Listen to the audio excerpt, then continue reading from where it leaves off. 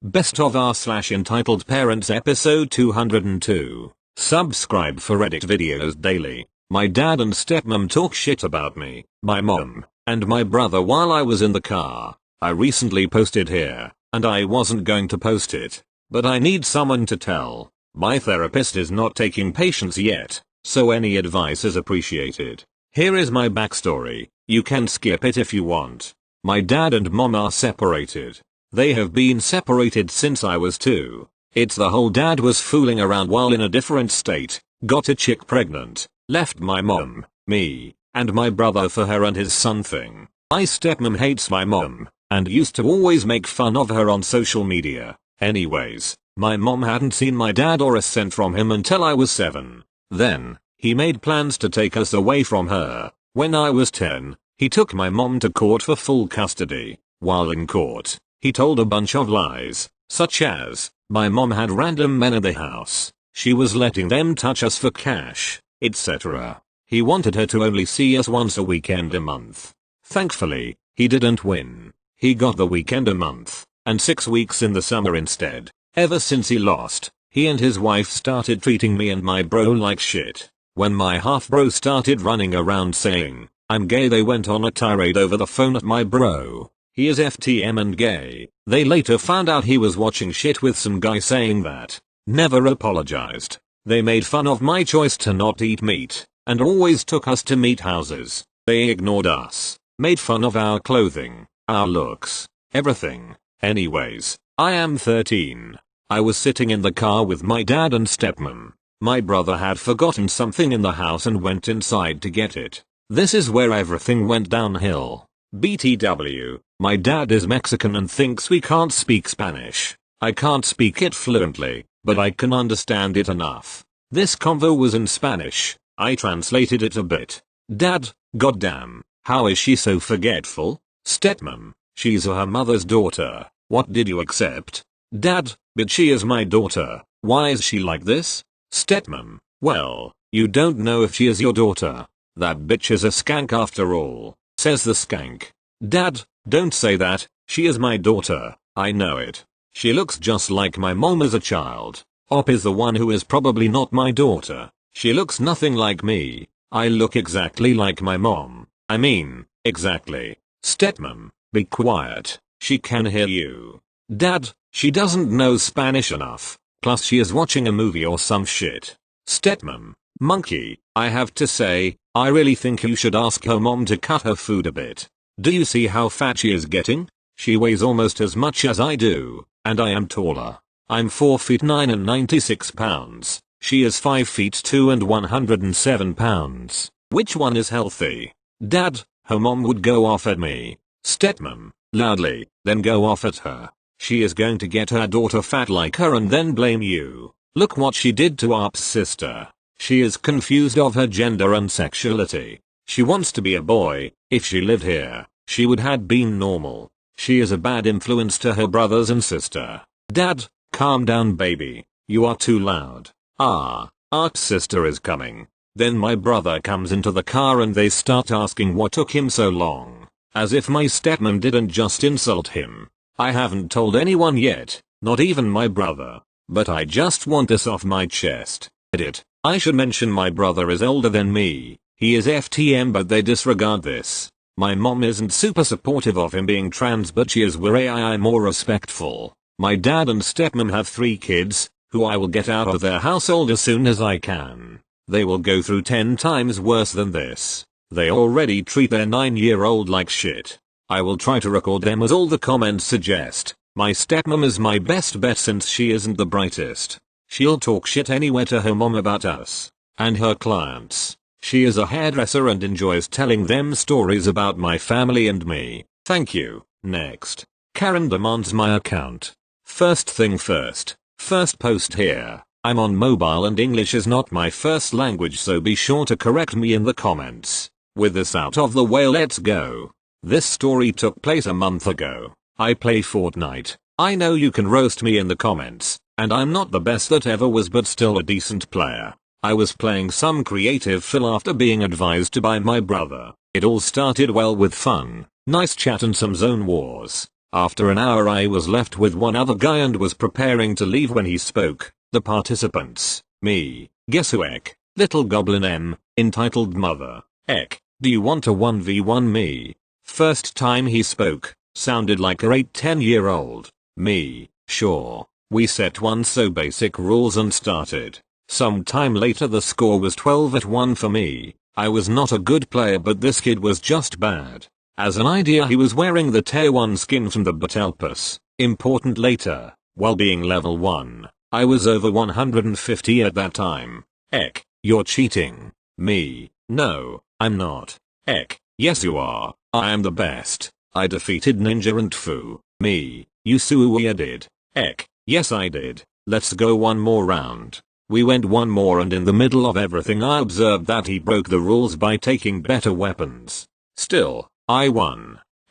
You're hacking. I'm gonna tell you to my mum. As I was preparing to leave again I heard a voice. You definitely cheated. My angel is the best at every game he plays. As compensation buy him that Patelpus that this games has. I kid you not that what she said. And by the sound of that Patelpus I'm pretty sure she doesn't know what she is talking about. Me, ma'am first thing first I didn't cheated. Second thing second I will not buy your son the Batalpus. And third thing third even if I wanted to buy him the Batalpus, which I'm not buying, he already has it by looking at the skin he has equipped. Then give me your account. Good idea sweetie, give him your account. I'm sure you have many skins. Me, I'm not giving him you my account. I put enough money in it and it has value to me. Then let's 1v1 for it. At first I was skeptical but even if I lost I would have given him another account with no skins seeing as he was not gonna bet his account too. Me, okay but we play after my rules. No healing and only the weapons I chose. I want a fair fight if I'm betting my account. Okay silently but still being able to hear her. That's my kid. Win by any means necessary. I understood that he was not going to play fair but I continued. 3 minutes later I was victorious even though he cheated. You cheated. Give my son your account you fucking idiot I will get you banned if you don't do it. Me, I'm not giving you shit. I really lost my marbles by now. If one I should be the one getting something. You are the ones that cheated. I accepted this deal even though your little goblin would not give me anything in return if I won. So now I'm going out and hope to not see you ever again. Don't you dare leave. You're not leaving until I say so. So stop being a bitch and give me. Okay Karen. I just closed the game entirely. I'm not even sure why I said that in the end. The kid didn't try to friend me so I think that is a win in my book and happily I didn't got banned.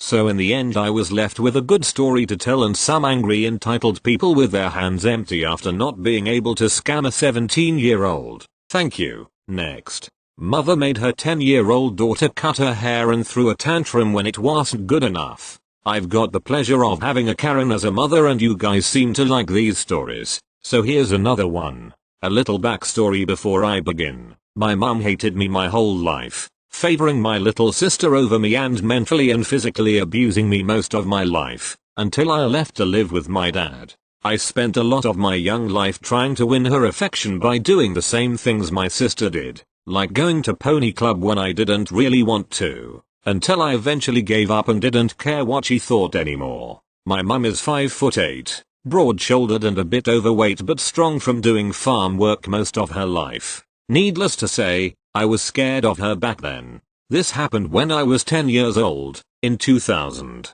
My mum is a huge choosing beggar and hates spending money when she didn't have to. This included going to a hairdresser. My sister was 7 at the time so I was her next option for this mistake that she only made once. She came into my room and asked if I would cut her hair for her. I really didn't want to, practically begged her not to make me. But I was still in that stage of wanting her approval so I reluctantly said yes. Big mistake. So not knowing what I was doing, I cut her hair, and big surprise, I did a horrible job. It was salvageable if she went to the hairdresser to get it fixed but she was too cheap and suborn to do that. I was grounded for the rest of the week, except for going to school, and was made to do all of my sister's chores with a bit extra. such as shoveling the horse crap in the paddocks into a bucket and carting them to the bin. Anyone who's ever smelled fresh horse poo will understand why this task was exceptionally bad, and any other inventive chores she could come up with. For the rest of the week she stomped around the house saying snarky comments like,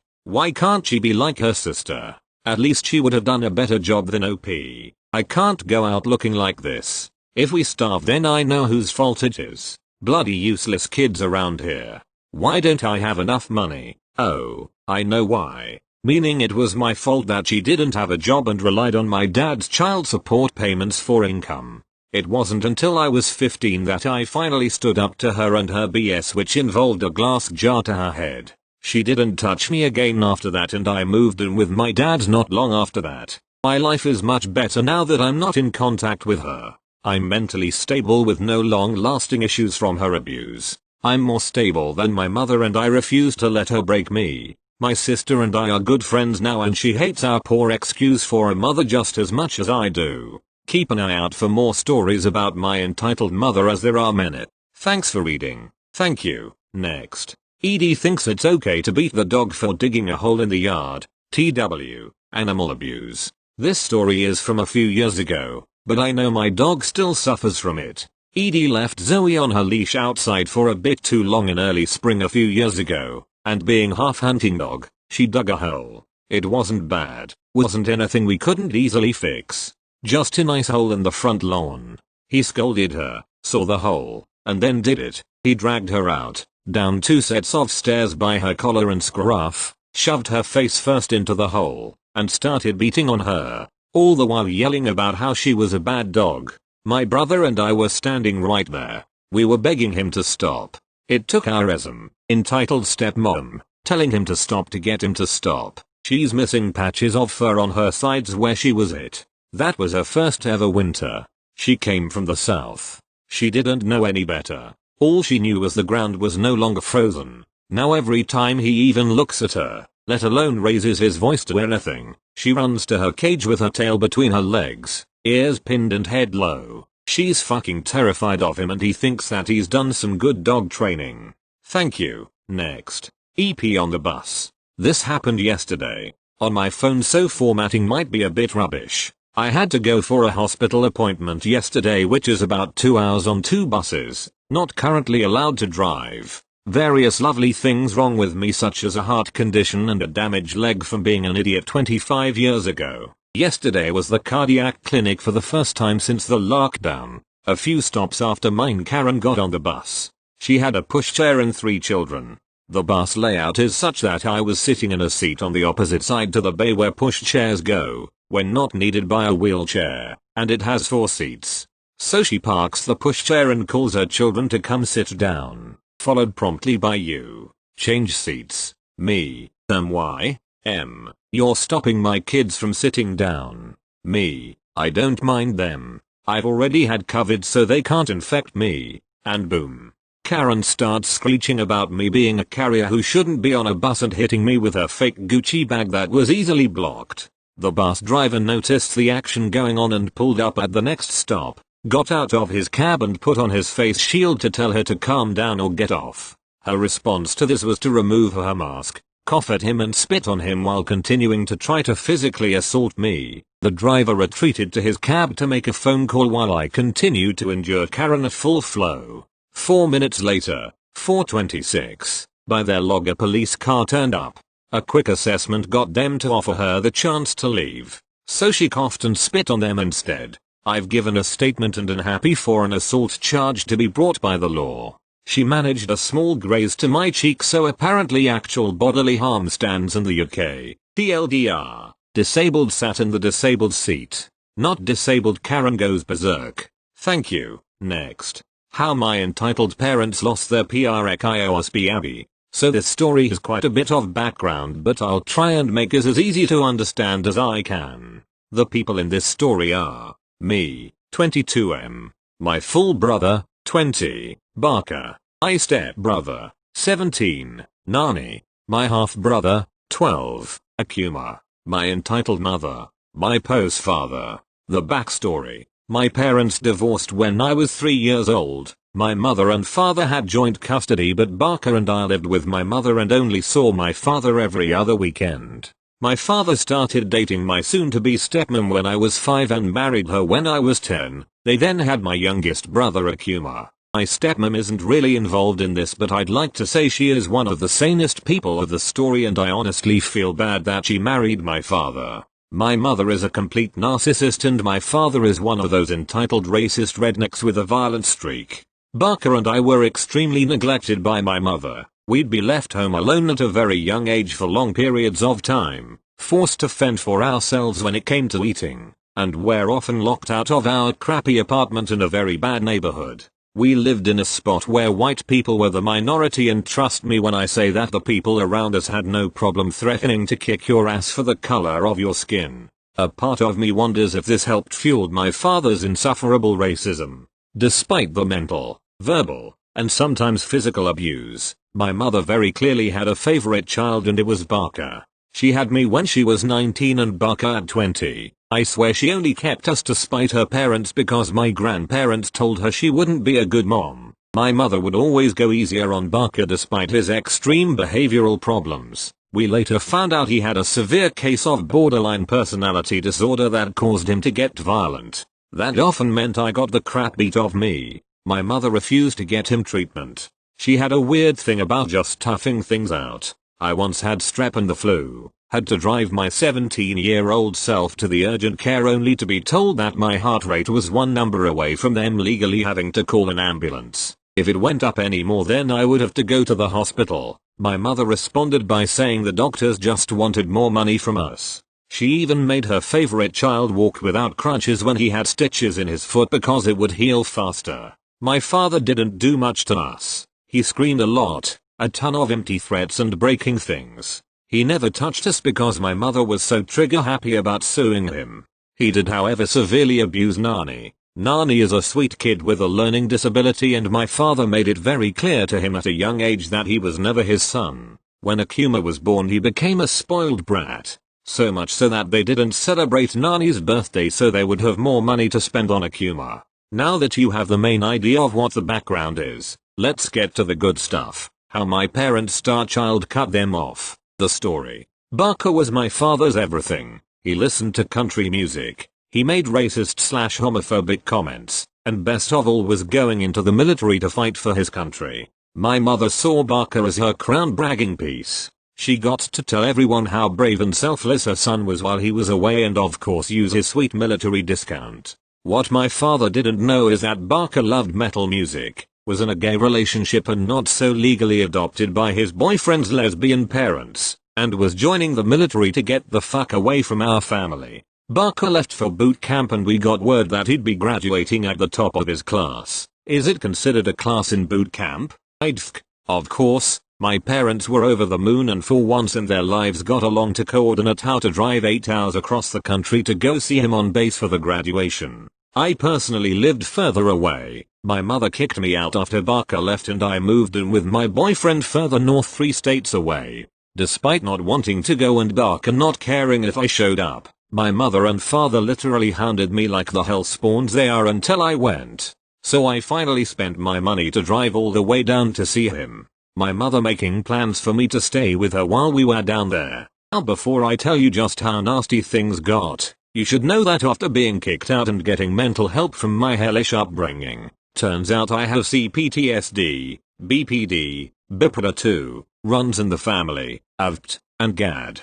2 of those disorders run in my family, the others are all basically caused by trauma and abuse. At this point in my life and still, to this day, my triggers are so severe that I can't have a job. I couldn't even leave my house alone for more than 10 minutes before having an episode. My mother refused to allow me to bring my service dog and I nearly died just trying to make it across the country to this graduation. When I got there it was immediately clear that this was going to be one of the worst experiences of my life. My mother got so nasty that I nearly OD'd on anxiety meds to keep me from having a public episode on the base. When we were in the hotel I collapsed in the bathroom and told my mother that I thought I was going to pass out, and her exact words were, "What do you expect me to do?" Before she laid in bed and watched Netflix. Needlessly to say it was complete hell. She basically used me as a human punching bag because my brother's boyfriend's family came down to support him. My parents to this day still don't know they are together,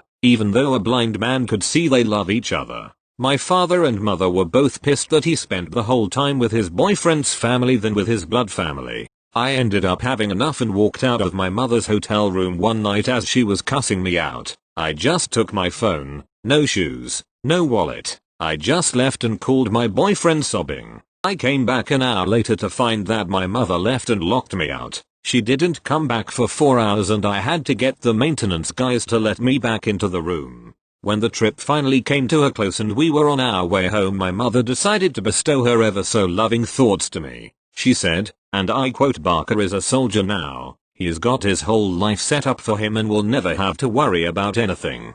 I'm so proud of him. He really made something of himself. Too bad I can't say the same for you." I had just dropped out of college 6 months before completing my first degree because the college counselors were worried about me and their disabled student program wouldn't be able to cover my major symptoms, which at the time were me literally falling unconscious. The revenge. After a few months of life going back to normal and more intense doctor visits on my end, turns out my mother traumatized me and I had to get on some heavy meds. My brother randomly called me. He had finished his schooling in CA and was now stationed overseas, a privilege only the top 2 soldiers were supposed to get. I had heard that my parents were all over the place happy about it. Barker never called me, so when he did I was surprised, to say the least. He asked me about what happened during his graduation and I told him. We've always been brutally honest with one another, and despite us being mostly indifferent towards each other's existence, we do have a bond forged in surviving abuse.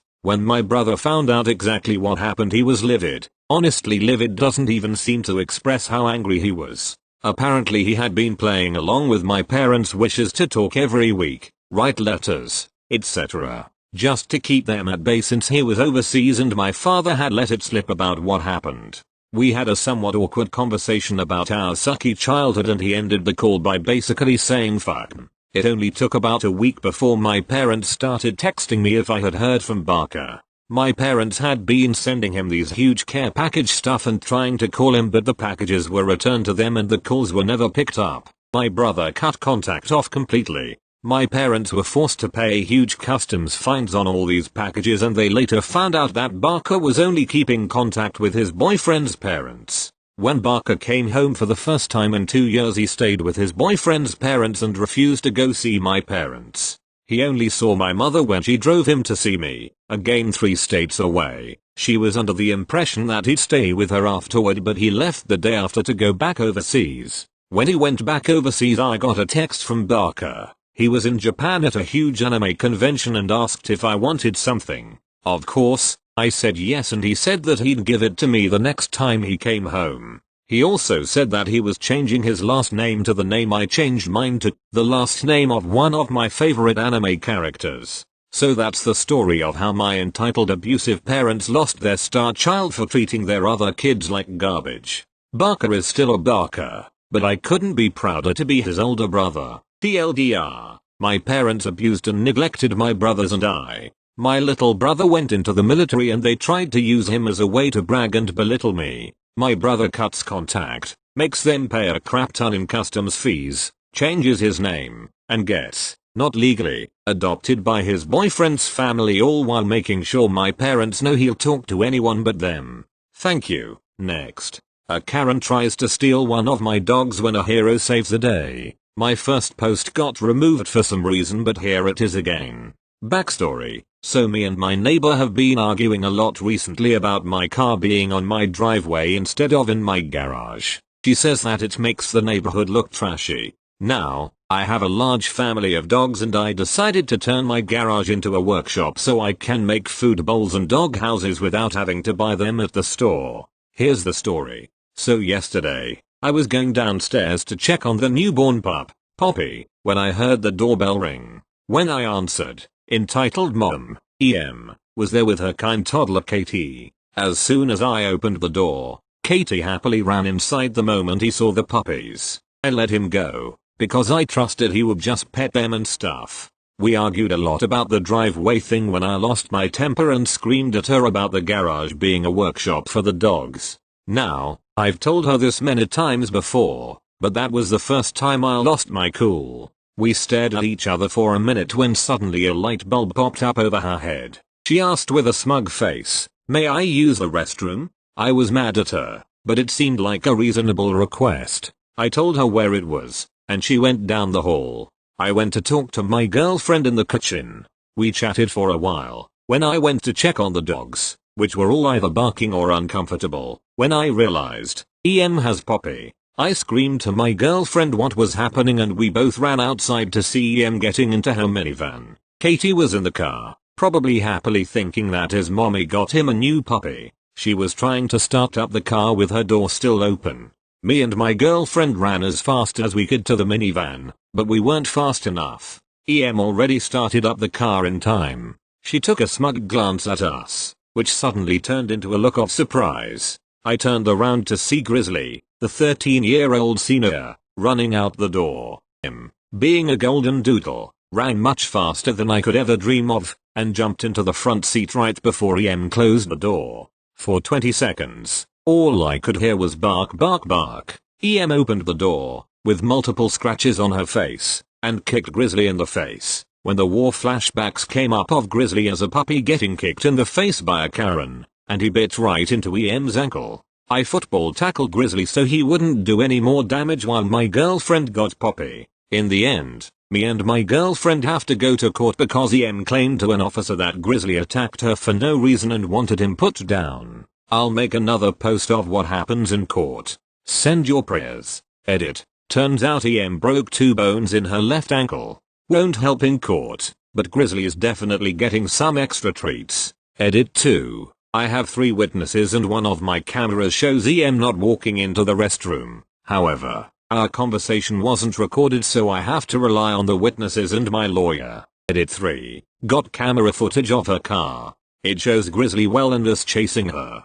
The angle wasn't good enough for it to see Poppy in her arms, but I thinks it's good. Edit 4. Just found out that EM is charging all medical fees, $12,000, and that Grizzly gets put down. I have decided to charge $3,000.